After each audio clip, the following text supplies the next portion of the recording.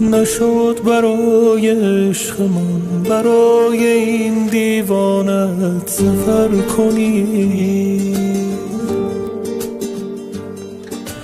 نشد یه بار به حال من، به حال این ویرانت نظر کنی. نشد بیایی یا ببند، نشد برای عاشقت خطر کنی.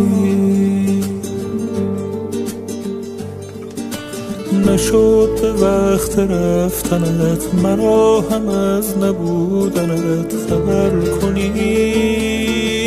آرام آرام نشستی در دل من ای آشنا، آرام آرام گذشتی از کنارم نامهربان. ای وای از این غم بی پایان. امشب با خیالت گفتم و خنداندم تو را. امشب مثل هر شب در خیابانم، پس چرا من ماندم و ابر بی باران. اگر تو عاشقی دقایقی بیا بمان، اگر شکستی برا هم از خودت بدان. تو را به جان من بمان، نبر ز خاطرم تمام آن گذشته را.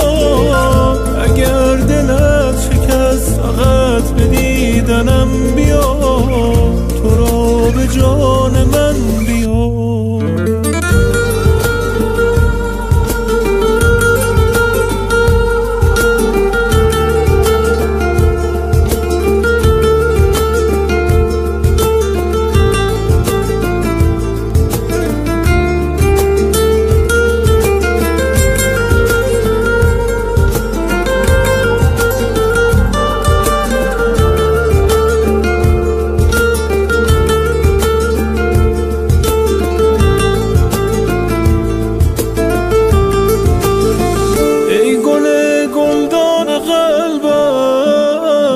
رفتنت بی خانم کرد، ای غم در سینه مانده.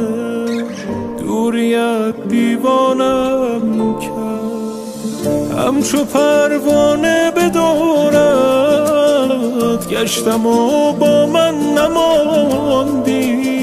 شمع من بودی آخر، بر دلم آتش نشاندی.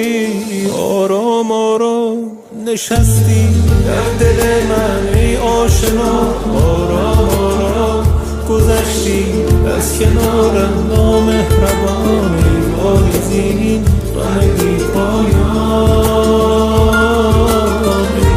امشب با خیالت گفتم و خنداندم تو را. امشب مثل هر شب در خیابانم، پس چرا ماندم و ابر بی باران. آرام آرام نشستی در دل من ای آشنا، آرام آرام گذشتی از کنارم نامهربان. ای وای از این غم بی پایان. امشب با خیالت